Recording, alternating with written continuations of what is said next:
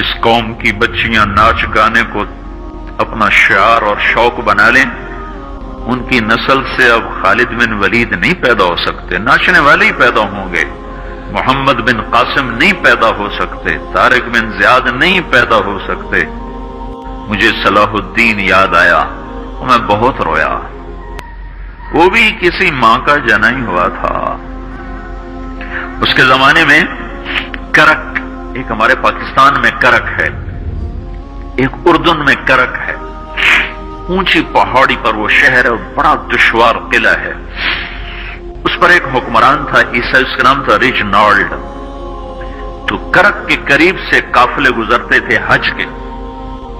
तो उसने एक दफा हाजियों के काफिले पे हमला किया और कहने लगा, बुलाओ अपने मोहम्मद को, तुम्हारी मदद करे। और सारे हाजियों को तातेक कर दिया।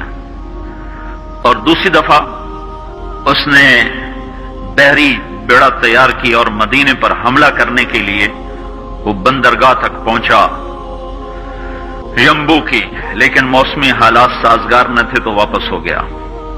तो हित्तीन की लड़ाई हुई है फलस्तीन में, जिसमें सारा यूरोप अपनी ताकत के साथ मैदान में उतरा था। और इधर तन्हा सलाहुद्दीन अयूबी रहमतुल्लाह अलैह अकेला उस लश्कर से टकराया था और उन्हें उसमें सारी रोमन एम्पायर को शिकस्त हुई थी।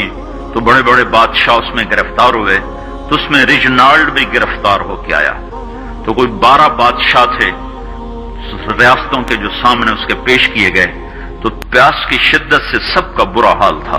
तो सलाहुद्दीन ने सबको पानी पेश किया, रिजनाल्ड को नहीं पेश किया। तो यरूशलेम का जो बादशाह था हमफरे, उसने अपना पानी बचा के उसको दिया। तो सलाहुद्दीन ने कहा, ये पानी तू दे रहा है, मैं नहीं दे रहा हूं। इस्लाम में यह है, जब किसी को पानी पिला दो तो उस पर तुम हाथ नहीं उठा सकते, ये अमन की निशानी है। तो सलाहुद्दीन ने फौरन उसे कहा, ये पानी तूने दिया, मैंने नहीं दिया।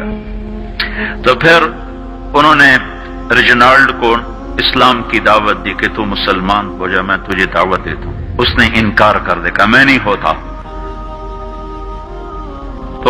तो उन्होंने कहा, मैंने तेरे कत्ल की 2 दफा कसम खाई थी। एक जब तू मदीने पे हमला आवर हुआ था तो मैंने कसम खाई थी मैं तुझे अपने हाथों से कत्ल करूंगा। और दूसरी दफा जब तुमने हाजियों पे हमला करके कहा था बुलाओ मोहम्मद को, तो मैंने कसम खाई थी कि मुझे अल्लाह ने मौका दिया तो मैं अपने हाथ से तेरी गर्दन उड़ाऊंगा। आज मोहम्मद का अदना गुलाम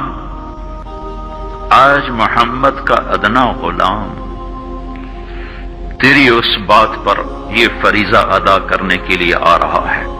और अपनी तलवार से उसकी गर्दन उड़ाई, वो पीछे लटक गई, पूरी नहीं उड़ी, पीछे लटक गई। खौफनाक मंजर बन गया।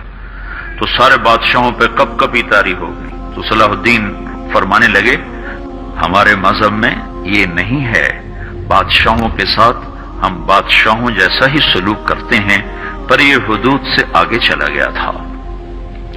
अब ये मुझे ये किस्सा भूला हुआ था, मुझे इन्हीं हादसों में, इन्हीं हंगामों में वो याद आया। तो बात तन्हाइयों में बैठ के बेबसी के आंसू बह जाते हैं और इसके सिवा कोई चारा नहीं है। हमारी सारी नस्ल मौसीकी में डूब चुकी है। जो बदन सुरताल पे थरकते हों, जो बदन मौसीकी के ऊपर हिलते हों, रक्स में आते हों, उन पे कांटे ही उगेंगे, उन पे सलाहुद्दीन का फूल नहीं उग सकता, उनमें मोहम्मद बिन कासिम के फूल नहीं उग सकते। बांझ हो गई है हमारी नस्ल। और ये यूरोप का शहर है जो चल गया है। हमारी बेबसी है, हमारी बेबसी है। मैं तो बस मिन्नत ही करूंगा, अपने आप को पहचानो, अपनी हस्ती हैसियत को पहचानो, अपनी निस्बत बदलो।